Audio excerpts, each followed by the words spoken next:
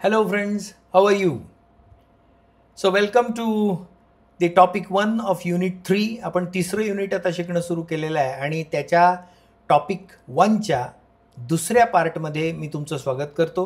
E commerce and digital marketing. Part 1 मध्ये आपण e commerce समजून घेतलं. आता आपण डिजिटल मार्केटिंग समजून घेऊ. रिलेशन जवळपास सारखं आहे, पण डिजिटल मार्केटिंगचा एक वेगळा भाग आहे. म्हणजे आता ऑपरेटिव्ह पार्ट. आपण ई कॉमर्समध्ये हे कसं महत्त्वाचं आहे हे आपण पाहिलं. आता हे ऑपरेट कसं केलं जातं, डिजिटल मार्केटिंगच्या माध्यमातून एक्झिक्यूट कसं केलं जातं, हे सगळं आपण आता पाहणार आहोत. So let's start understanding VEC2 course unit 3, that is computer based information system.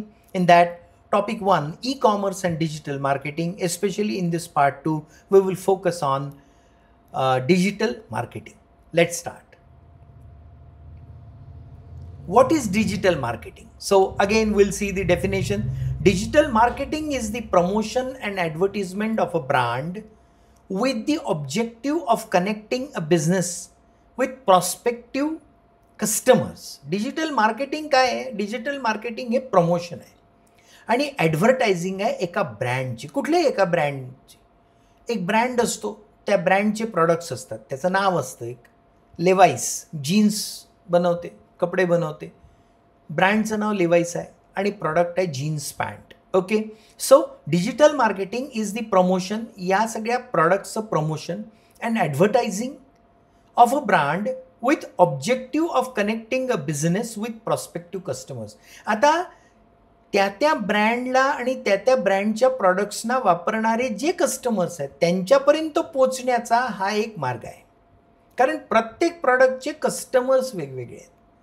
Ladies gents असा तर फरक आहेच, पण त्याच्याशिवाय एज हा देखील फरक आहे. जसं खेळण्याचं प्रॉडक्ट असेल, हॅम्बले नावाची एक कंपनी आहे ज्याचे खेळणे बनतात. मग हे खेळण्यांचे जे आहेत हे प्रॉडक्ट आहे, टॉईज. मग हे कोणासाठी आहे? हे कुठल्या एज ग्रुपसाठी आहे? एक तर मुलांच्या ग्रुपसाठी आहे, एज ग्रुपसाठी, आणि पालक त्यांचे जे आईवडील आहेत त्यांच्या ग्रुपसाठी आहे, की आपल्या मुलांसाठी ते खरेदी करणार आहेत.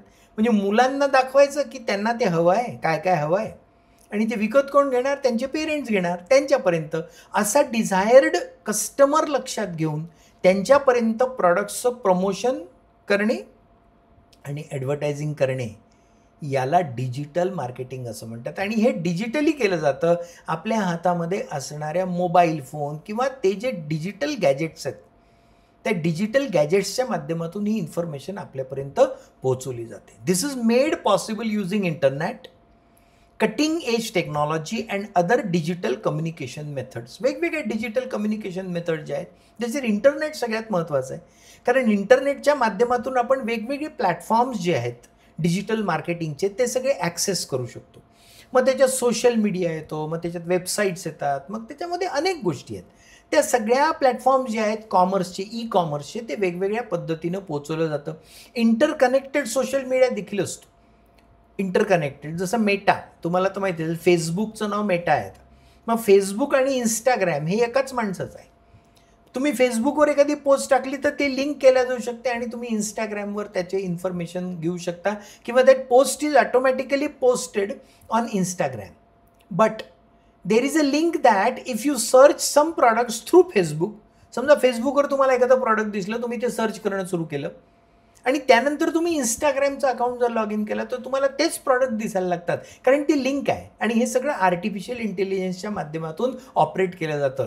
तो कम्प्युटर किंवा ती जी सिस्टीम आहे ती लक्षात घेते. समजा मी एक लेदरची बॅग सर्च केली माझ्या लॅपटॉपसाठी, तर मी फेसबुकवर जर ती सर्च केली, तर मी जेव्हा उद्या दुसऱ्या दिवशी किंवा 2 दिवसांनी इंस्टाग्राम उघडेल तर तिथे मला पुन्हा त्याच बॅग संबंधी किंवा तशाच प्रकारच्या बॅगचे प्रॉडक्ट्स दिसायला लागतात, तशा पोस्ट यायला लागतात ॲटोमॅटिकली.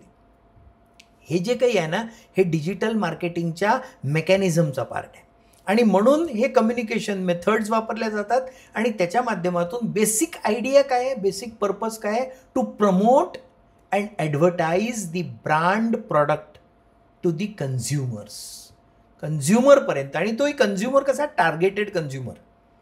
प्रत्येक प्रॉडक्टचा टार्गेट कन्झ्युमर वेगवेगळा आहे, तो ठरलेला आहे.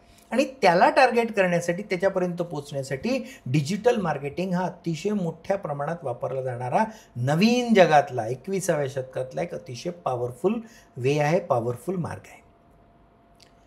डिजिटल मार्केटिंगच्या स्ट्रॅटेजीज कुठल्या, कोणत्या स्ट्रॅटेजीज वापरल्या जातात?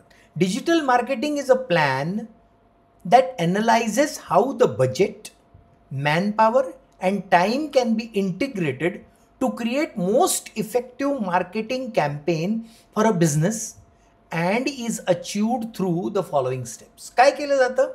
याच्यामध्ये एक बजेट ठरवलं जातं, याच्यामध्ये कोणती मॅनपॉवर वापरायची ते ठरवलं जातं आणि टाईम ठरवला जातो.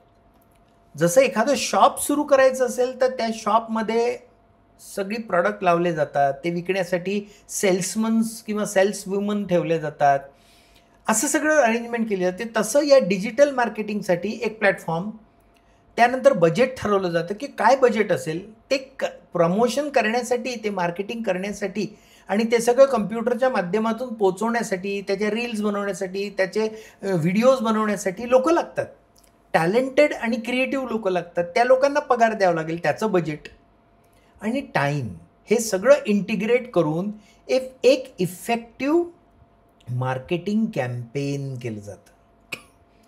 कुठे ऐकतो आपण कॅम्पेन शब्द? निवडणुकीच्या काळामध्ये, बरोबर? या निवडणुकीच्या काळामध्ये जसं कॅम्पेनिंग केलं जातं तसंच कॅम्पेनिंग हे प्रॉडक्ट्सचं देखील केलं जातं. तसंच कॅम्पेनिंग नवीन सिनेमा जर रिलीज होत असेल तर त्याचं केलं जातं. फिल्म प्रमोशन ज्याला म्हणतात, ते सगळ्या शोजमध्ये दिसायला लागतं.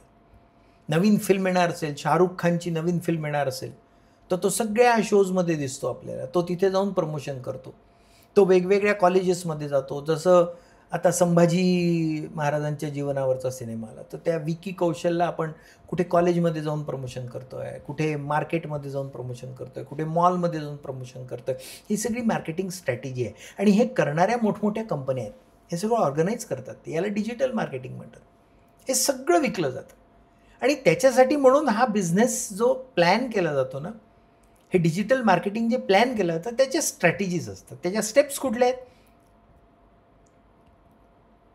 Number 1, define a set of goals. पहिले गोल्स ठरवावे लागतात की आपल्याला कशा पद्धतीने प्रमोशन करायचं आहे, कशा पद्धतीने आपल्याला कोणत्या लोकांपर्यंत पोहोचायचं आहे, मग कुठला मीडिया वापरायचा आहे, कशा पद्धतीने मीडिया हा प्रमोट करायचा आहे हे ठरवलं जातं. दुसरं, establish a budget to develop a schedule. याला बजेट लागतं. मोठ्या प्रमाणात क्रिएटिव्ह लोक इन्व्हॉल्व असतात त्याच्यामध्ये, फिल्म मेकिंग आणि या सगळ्या प्रोसेसमध्ये असणारे लोक याच्यामध्ये जॉब मिळतो त्यांना किंवा ते काम करतात आणि मोठ्या प्रमाणात त्यांचं हे टार्गेट असतं की जास्तीत जास्त पॉवरफुली आणि इफेक्टिव्हली ते प्रॉडक्ट, तो ब्रँड लोकांपर्यंत पोहोचला पाहिजे आणि त्याच्यासाठी म्हणून बजेट सेट केलं जातं. Research the target audience. ऑडियन्सला काय आवडते आहे, कसं आवडते आहे, हे सगळं बघितलं जाईल. कॉलेजमध्ये जर विकी कौशल आपल्या सिनेमाचं प्रमोशन करण्यासाठी जात असेल तर तिथे त्याला वेगळ्या पद्धतीने वागावं लागेल. तो पोरांचा जोश, कॉलेजमध्ये असणारा तो एन्थुझियाझम, त्या एन्थुझियाझमला कॅश करण्यासाठी म्हणून तो त्या पद्धतीने तिथे मार्केट करतो, तो त्या पद्धतीने तिथे रिॲक्ट करतो. त्यामुळे टार्गेट ऑडियन्स काय आहे, त्या टार्गेट ऑडियन्सला काय हवं आहे आणि कशा पद्धतीने ते प्रोव्हाइड करायचं आहे, या सगळ्याचं प्लॅनिंग देखील अतिशय महत्त्वाचं असतं. Develop a strategy for each channel. मी जसं म्हटलं तुम्हाला, प्रमोशनचे वेगवेगळे चॅनल असतात. सोशल मीडियावर प्रमोशन चालतं, वेगवेगळ्या शोजमध्ये प्रमोशन चालतं, वेगवेगळ्या ठिकाणी जाऊन प्रमोशन चालतं, कुठे रस्त्यावर प्रमोशन चालतं, कुठे पत्रकार परिषदांमधून प्रमोशन चालतं. कुठल्याही मार्केट, कोणतंही प्रॉडक्ट असो, मग ते वर्तमानपत्रामध्ये जाहिराती लिहितात. आयफोनचे नवीन ब्रँड जेव्हा येतो, आयफोनचं जेव्हा नवीन व्हर्जन येतं, नवीन प्रॉडक्ट येतं त्याचं, ओके, आयफोन 16. आता तुम्ही आयफोन 16E नावाचा एक नवीन फोन सध्या मार्केटमध्ये आला आहे. मग त्याचे काय फीचर्स आहेत, मग ते कुठे कुठे मार्केटिंग करायचं, मग सोशल मीडियावर कसं टाकायचं, मग न्यूजपेपरला त्याच्या मोठ्या मोठ्या जाहिराती कशा द्यायच्या, मग न्यूजपेपरला द्यायच्या की नाही द्यायच्या, असं प्रत्येक याचं एक स्ट्रॅटेजी डेव्हलप करावी लागते. प्रत्येक चॅनलचं, हे चॅनल आहे, न्यूजपेपर हे एक चॅनल आहे, सोशल मीडिया एक चॅनल आहे, ओके. सोशल मीडियाचे वेगवेगळे प्लॅटफॉर्म जे आहेत ते वेगवेगळे चॅनल आहेत. डिश टी व्ही आहे, न्यूज चॅनल्स आहेत, न्यूज प्रोग्रॅम्स आहेत, एंटरटेनमेंट प्रोग्रॅम आहे, असे सगळे चॅनल्स असतात. त्या प्रत्येक चॅनलची एक स्ट्रॅटेजी डिसाईड केली जाते हे करण्यासाठी. Implement and monitor is success. अतिशय बारकाईनं हे इम्प्लिमेंट केलं जातं आणि मॉनिटर केलं जातं की याचं सक्सेस मिळून राहिलं का. मग पुन्हा आपण तेच उदाहरण घेऊ की विकी कौशलला एखाद्या कॉलेजमध्ये जाऊन जर प्रचंड प्रतिसाद मिळाला असेल तर तो त्या पद्धतीने ते अजून 10 ठिकाणी करण्याचा प्रयत्न करतो की रिस्पॉन्स मिळतो आहे, सिनेमा लोकांपर्यंत पोहोचतो आहे. तसंच प्रॉडक्ट असतं, ब्रँड असतं, मोठमोठे क्रिकेटर्स, त्याच्याशी रिलेव्हंट असणारे लोक निवडून बरोबर ते प्रमोशन केलं जातं. सचिन तेंडुलकरला घेतलं जातं. मग नवीन जो बॅट्समन आलेला आहे त्याला बरोबर जाहिरातीमध्ये घेतला, कारण तो सध्या समोर आहे. जसं विराट कोहली, त्याला आता जाहिराती मिळतात. तेंडुलकरच्या मानाने कंपॅरेटिव्हली त्याला जास्त मिळतात, कारण तो सध्या खेळतो आहे, चांगला खेळतो आहे. मग जो चांगला खेळला त्याला पुन्हा जाहिरात मिळते. त्यामुळे कारण तो लोकांच्या डोक्यात असतो, लोकांच्या मनात असतो तो. आणि मग तो जर काही सांगणार असेल तर लोकांना ते जास्त भावतं, लोक ते प्रॉडक्ट घेतात. आणि म्हणून मग तसं मार्केटिंग केलं जातं. त्यामुळे टेलिव्हिजनवरच्या जाहिराती एक चॅनल आहे, तर याचं बारकाईने इम्प्लिमेंटेशन केलं जातं, मॉनिटर केलं जातं केअरफुली, मॉडिफाय इफ नीडेड. आणि त्याच्यात जर मॉडिफिकेशनची गरज पडली, मार्केटिंगला ते बारकाईने पाहतात की या चॅनलमध्ये आपण अशा पद्धतीने मार्केटिंग केलं, हे चाललं नाही व्यवस्थित, त्याला रिस्पॉन्स कमी मिळाला, त्याला रीच कमी आहे, त्याला व्ह्यूज कमी आहेत, मग त्याला अजून चांगल्या पद्धतीने करायचं, चांगल्या पद्धतीने पोचायचं. अशी स्ट्रॅटेजी असते. ही सगळी डिजिटल मार्केटिंगची स्ट्रॅटेजी आणि त्याच्या या स्टेप्स फॉलो करून आपल्याला आपला कंटेंट असेल, आपलं प्रॉडक्ट असेल, काही जे असेल ते आपल्याला त्या पद्धतीने त्या लोकांपर्यंत, डिझायर्ड कस्टमरपर्यंत, डिझायर्ड व्ह्युअरपर्यंत पोहोचवता आलं पाहिजे. आणि ह्या सगळ्या स्ट्रॅटेजीज असतात. ओके, ह्या लेजिटिमेटली केल्या जातात, म्हणजे त्याच्यामध्ये काही चूक नाही आहे, ते अगदी करेक्ट आहे, ते अगदी बरोबर आहे. तशाच पद्धतीने ते केलं पाहिजे, कारण डिजिटल मार्केटिंगमध्ये या पद्धतीचं स्ट्रक्चर फॉलो केल्याशिवाय व्ह्युअर्स वाढत नाहीत. आणि त्यामुळे स्ट्रॅटेजीज प्लॅन करत असताना हे सगळं करायला लागतं. डिजिटल मार्केटिंगचे एक्झाम्पल्स कुठले आहेत? Content marketing. एक कंटेंट मार्केटिंग असतं की कंटेंट क्रिएट करायचं, त्याला मार्केटिंग करायचं. प्रत्येक वेळी तो पैशाच्या स्वरूपामध्ये मार्केट केला जाईल असं नाही, तो नॉलेजच्या स्वरूपात देखील असतो. जसं मी कंटेंट क्रिएट केलं, now I am taking it to you using different channels. I have created a WhatsApp community. I'm asking you to join it. I'm asking you to subscribe my channel so that you can reach to me and I can reach out to you. Now here there is no commercial approach to that. It is freely available to all of you. But then content marketing is also important. प्रत्येक ठिकाणी असं फ्रीलीच असेल असं नाही, काही ठिकाणी तो sale देखील केला जातो. त्यामुळे हा एक भाग आहे. दुसरा आहे सर्च इंजिन ऑप्टिमायझेशन. फार महत्त्वाचं आहे. तुम्ही डिजिटल मार्केटिंग संबंधीचा डिटेल कोर्स जर केला तर तुम्हाला हे पाहिलं जाईल की सर्च इंजिनमध्ये ऑप्टिमायझेशन कसं केलं जातं, की काय कीवर्ड्स वापरले पाहिजे तुमच्या त्या प्रॉडक्टच्या नावामध्ये, की सर्च करताना जास्तीत जास्त लोकांनी ते सर्च केलं पाहिजे, ते सर्च करायला सोपं झालं पाहिजे. मग आपले जे सर्च इंजिन्स आहेत, जसं गुगल आहे, बिंग आहे, त्याच्यावर आपण सर्च करतो. ते सर्च करताना वरती नंबर लागला पाहिजे आपल्या वेबसाईटचा, आपल्या प्रॉडक्टचा, टाकल्याबरोबर तो वरती लागला पाहिजे. मग त्याच्यासाठी म्हणून ते कीवर्ड्स टाकायचे, त्याच्यासाठी म्हणून हॅशटॅग वापरतो आपण. आता हॅशटॅग वगैरे सगळं तुम्हाला माहिती आहे ना. तर ते कशासाठी असतं? तो रीच पोहोचण्यासाठी. मग हॅशटॅग ऑनलाईन, जसं मी माझा व्हिडिओ टाकतो तर त्याच्यामध्ये बरेचसे हॅशटॅग टाकतो. ऑनलाईन लर्निंगचा हॅशटॅग आहे, SGBAUचा हॅशटॅग आहे, ऑनलाईन टीचिंगचा हॅशटॅग आहे, व्हॅल्यू एज्युकेशनचा हॅशटॅग आहे, व्हॅल्यूजचा हॅशटॅग आहे, असे हॅशटॅग टाकतो आपण, जेणेकरून त्या विषयाशी संबंधित ते कीवर्ड्स आहेत सगळे. आणि ते टाईप केल्यानंतर मग आपला कंटेंट हा जास्त लोकांपर्यंत पोहोचण्याचा फायदा होतो. सोशल मीडिया मार्केटिंग, सोशल मीडियाच्या माध्यमातूनही आपण मार्केटिंग करतो, पोचतो आपण लोकांपर्यंत. जसं व्हॉट्सॲपची आपली कम्युनिटी आहे, सोशल मीडिया प्लॅटफॉर्म आहे, कारण त्याच्याशिवाय आपण पोचणार कसं? जसं हा कोर्स आपण तयार केला, I belong to Mahila Mahavidyalaya Amravati, but I am providing this course for all colleges, all students. So how I will reach to you? मी पोचेन कसं तुमच्यापर्यंत? Social media marketing. आता त्याला मार्केटिंग म्हणण्यापेक्षा आपण रीच म्हणू, social media connectivity. Unless we use social media, things cannot reach to you. तुमच्यापर्यंत ते पोचू शकणार नाही. त्यामुळे सोशल मीडियाचं मार्केटिंग हा एक पार्ट आहे. ईमेल मार्केटिंग, ईमेल देखील पाठवले जातात. तुम्ही बघा तुमच्या ईमेल ID किंवा तुमच्या ईमेल बॉक्समध्ये असे कित्येक ईमेल्स असतात की जे प्रमोशनल ईमेल्स असतात. आणि म्हणून आजकाल वेगवेगळ्या ईमेल प्लॅटफॉर्मवर त्यांनी ते सेग्रिगेट करून टाकलं आहे. म्हणजे इम्पॉर्टंट जो आहे तो मेन इनबॉक्स राहतो, पण त्याचे सपोर्टिव्ह इनबॉक्स देखील आहे, ज्याच्यामध्ये प्रमोशनल इनबॉक्स असं म्हणतात त्याला. आणि त्या प्रमोशनल इनबॉक्समध्ये मग ते सगळे आपले मेल पडलेले असतात जे प्रमोशन करणारे असतात. ओके. बरेच वेळा प्रॉडक्ट खरेदी केल्यानंतर खाली एक चेकबॉक्स असतो. तो चेकबॉक्स क्लिक केल्याबरोबर तो आपल्याला विचारतो की do you want similar type of information on your email. कारण आपण ईमेल टाकलेला असतो प्रॉडक्ट विकत घेताना, आपला मोबाईल नंबर टाकला असतो. तर तुम्हाला अशा पद्धतीचं प्रमोशन चालेल का असं तो विचारतो आपल्याला. आपण तो क्लिक केला, चेकबॉक्स क्लिक केला, तर आपल्याला तसे प्रमोशन येत राहतात, त्या प्रॉडक्ट्सचे लेटेस्ट व्हर्जन येत राहतात, नवीन नवीन त्या कंपनीचे आलेले प्रॉडक्ट्स आपल्यापर्यंत पोहोचतात. याला ईमेल मार्केटिंग असं म्हणतात. आणि फायनली मोबाईल मार्केटिंग. अनेक फोन नंबर्स आपल्याला फोन येत राहतात की जे कुठे लोन प्रोव्हाइड करतात, कुठे प्रॉडक्ट प्रोव्हाइड करतात, कुठे वेगवेगळ्या गोष्टी प्रोव्हाइड करतात, आणि त्या सगळ्या फोनच्या माध्यमातून देखील आपल्यापर्यंत पोचतं मोबाईल मार्केटिंग. मेसेजेस देखील आपल्याला त्या संबंधीचे येत राहतात. असे हे एक्झाम्पल्स आहेत डिजिटल मार्केटिंगचे. इतक्या वेगवेगळ्या प्रकारे डिजिटल मार्केटिंग हे केलं जातं. बेनिफिट्स काय आहेत डिजिटल मार्केटिंगचे? डिजिटल मार्केटिंगचा पहिला बेनिफिट आहे timeliness. It allows brands to reach their target audience with the right message at right time. Correct message जो आहे, काय नेमकं आपल्याला प्रॉडक्ट संबंधी सांगायचं आहे ते, आणि राईट टाईमला ते पोचू शकतं, राईट टाईमला. ओके. जसं मी आता हे व्हिडिओ तयार करतो आणि बरोबर संध्याकाळी 7 वाजता तो अपलोड होतो. आपलं ठरलेलं आहे संध्याकाळी 7 वाजता आपण व्हॅल्यू एज्युकेशनच्या कोर्सचा व्हिडिओ बघायचा. तो बरोबर 7 वाजता ऑटोमॅटिक अपलोड होतो. एक्झॅक्ट टाईम, राईट ऑडियन्सपर्यंत ते पोचू शकतं. हा टाईमलीनेस आहे. Specific targeting, increased brand awareness and greater customer engagement through targeted advertisement असतात. विशिष्ट टार्गेट ठेवून केलेले ॲडव्हर्टिजमेंट असतात. त्यांनी काय होतं की ग्रेटर कस्टमर एंगेजमेंट, कस्टमरची एंगेजमेंट आपल्या प्रॉडक्टशी जास्त राहते.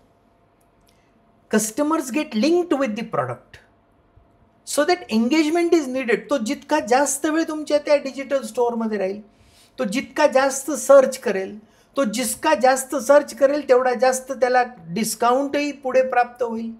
डिस्काउंटचे वेगवेगळे ऑफर्स त्याच्यापर्यंत पोचतील आणि अल्टिमेटली तो ती वस्तू खरेदी करेल. याच्यासाठी तो एंगेजमेंट, आणि म्हणून ते फार अट्रॅक्टिव्ह असतं. अतिशय अट्रॅक्टिव्ह आणि अतिशय छान पद्धतीने ते तयार केलेलं असलं, तो कंटेंट जो कुठला आहे तो जर चांगला असेल, चांगल्या पद्धतीने डिलिव्हर केला असेल, चांगल्या पद्धतीनं फ्रेम केला असेल, डिझाईन चांगलं असेल, स्पेसिफिकली सगळ्या गोष्टी चांगल्या मांडल्या असतील, तर ते चांगलं वाटतं, चांगल्या पद्धतीने केलं जातं. आणि म्हणून तो टार्गेटेड ॲडव्हर्टिजमेंटच्या माध्यमातून हे प्रोव्हाइड केलं जातं. Develop brand loyalty.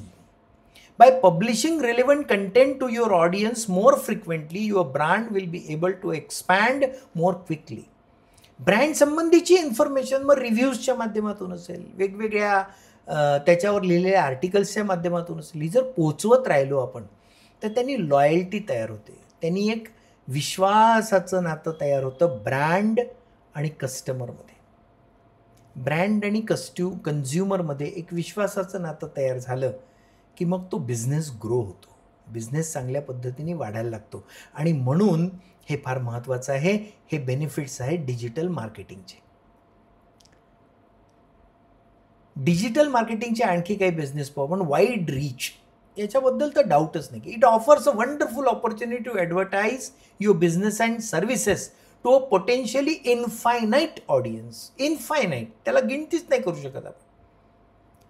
इतक्या प्रचंड प्रमाणात देशभर, जगभर आपले प्रॉडक्ट पोचू शकतात. त्याला राईट मार्गाने पोचवणं हे मात्र डिजिटल मार्केटिंगचं स्किल आहे. आणि म्हणून डिजिटल मार्केटिंगचे कोर्सेस लोक करतात, आणि त्याच्या माध्यमातून डिजिटल मार्केटिंग पॉवरफुली करणाऱ्या कंपन्या आहेत. त्या कंपन्यांमध्ये ते नोकरीला लागतात आणि अतिशय स्किल्ड लोक ते असतात. कंटेंट बरोबर कसा पोचवायचा जेणेकरून लोकांच्या डोक्यात बसला पाहिजे, लोक अट्रॅक्ट झाले पाहिजे, लोक एंगेज झाले पाहिजे, आणि मग प्रॉडक्ट विकले गेले पाहिजे. याच्या स्ट्रॅटेजीज असतात. काय पाहिजे लोकांना हे ओळखून एकदा ते लक्षात आलं की मात्र किती लोकांपर्यंत आपण पोचू हे सांगताच येत नाही. हजारो, लाखो, त्याला मर्यादाच नाही. इनफायनाईट लोकांपर्यंत अगदी क्षणात आपलं प्रॉडक्ट पोचू शकतं. ही पॉवर आहे डिजिटल मार्केटिंगची. Improve customer loyalty. It enables you to share the latest trends, news with your audience via social media and email. नवीन नवीन प्रॉडक्ट्स जे कस्टमरच्याच रिव्ह्यूवरून मॉडिफाय झालेले आहेत. कस्टमरनी रिव्ह्यू दिले की असं व्हायला पाहिजे, असं असायला पाहिजे, आणि त्या पद्धतीने मग त्या प्रॉडक्टमध्ये केलेले बदल हे सगळे कस्टमरपर्यंत आपण पोहोचू शकतो. आणि त्याच्यामुळे मार्केटमध्ये लॉयल्टी तयार होते की कस्टमरनी दिलेले रिव्ह्यू हे लक्षात घेतले जातात. R&D डिपार्टमेंटकडे, रिसर्च अँड डेव्हलपमेंट डिपार्टमेंटकडे पाठवले जातात आणि त्यांच्या माध्यमातून हे करेक्शन करून प्रॉडक्ट चांगल्यात चांगल्या पद्धतीनं कस्टमरला जसं पाहिजे तसं बनवून पाठवलं जातं. ही देखील ताकद आहे डिजिटल मार्केटिंगची, ज्याच्या माध्यमातून there is a beautiful connect between consumer and brand is created. A wonderful connect is created. That dialogue is created. That communication is created where there the thoughts and the reviews are shared from customer to the brand, and brand accordingly takes care of all those reviews and make necessary changes in the product, and the changed product again reaches to the customer. So customer becomes happy. And that is basically the increasing loyalty. कुठल्याही बिझनेसमध्ये loyalty अतिशय महत्त्वाची असते, विश्वास. आणि तो विश्वास तयार करण्यासाठी म्हणून डिजिटल मार्केटिंगमध्ये अत्यंत वेगवेगळ्या प्रकारच्या स्ट्रॅटेजीज वापरल्या जातात. Okay, so in this particular episode we have seen two parts. One is e-commerce and the other is digital marketing. हे दोन्हीही एकमेकांना पूरक आहेत, हे दोन्हीही एकमेकांना सपोर्टिव्ह आहेत. ई कॉमर्स डेव्हलप करायचं असेल तर डिजिटल मार्केटिंगचा हा ऑपरेटिव्ह पार्ट आहे, तो आपण पाहिला. आणि अशा पद्धतीने या ठिकाणी आपला युनिट 3चा टॉपिक 1 संपतो आहे, त्याचा पार्ट 2 आपण संपवतो. नेक्स्ट टॉपिक जो आहे तो देखील याच्याशीच रिलेटेड, त्याचा पुढचं स्टेप आहे digital India and e governance. गेल्या काही वर्षांमध्ये आपण पाहतो की आपण डिजिटल इंडियाची गोष्ट करतो, डिजिटल इंडिया संबंधी बोलतो, आणि जागतिक पातळीवर देखील डिजिटल इंडिया आणि ई गव्हर्नन्स या दोन्ही गोष्टींचा फार बोलबाला आहे. तर नेमकं डिजिटल इंडिया म्हणजे काय आणि ते कशा पद्धतीने इम्प्लिमेंट होतं, आणि ई गव्हर्नन्स गव्हर्नमेंटच्या ज्या पॉलिसीज आहेत त्या ई गव्हर्नन्सच्या माध्यमातून आता कशा पद्धतीने राबवल्या जाते त्याची डिटेल्स आपण समजून घेणार आहोत. या गोष्टी तुमच्या माझ्या जीवनाशी, रोजच्या जीवनाशी निगडीत आहेत, पण अभ्यासक्रम म्हणून आणि याच्या विस्तृत डिटेल्स समजून घेण्यासाठी म्हणून आपल्याला हे एपिसोड मनापासून समजून घेण्याची गरज आहे. आणि त्यामुळे digital India and e governance हा टॉपिक 2 आपण नेक्स्ट एपिसोडमध्ये पाहणार आहोत. तोवर माझ्या या चॅनलला सबस्क्राईब करा, लाईक करा, शेअर करा. मी जसं म्हटलं तसं डिजिटली आपण कनेक्टिव्हिटी आपली वाढवतो आहे, त्यामुळे त्याच्यासाठी सबस्क्राईब करणं गरजेचं आहे. तुमच्या मित्रमैत्रिणींना सांगा की त्यांनी देखील हे सबस्क्राईब करावं चॅनल, जेणेकरून त्यांच्यापर्यंत फक्त हे 2 कोर्स नाही तर येणाऱ्या काळामध्ये NEPमधले जे कुठले कोर्सेस तुम्हाला येणार आहेत त्यातले बरेचसे कोर्सेस आपण ऑनलाईन माध्यमातून माझ्या ह्या चॅनलवर अवेलेबल करणार आहोत. याला लाईक जरूर करा, आवडलं असेल तर एक लाईकचं क्लिक करा आणि शेअर करा जरूर, तुमच्या मित्रमैत्रिणींपर्यंत पोचवा.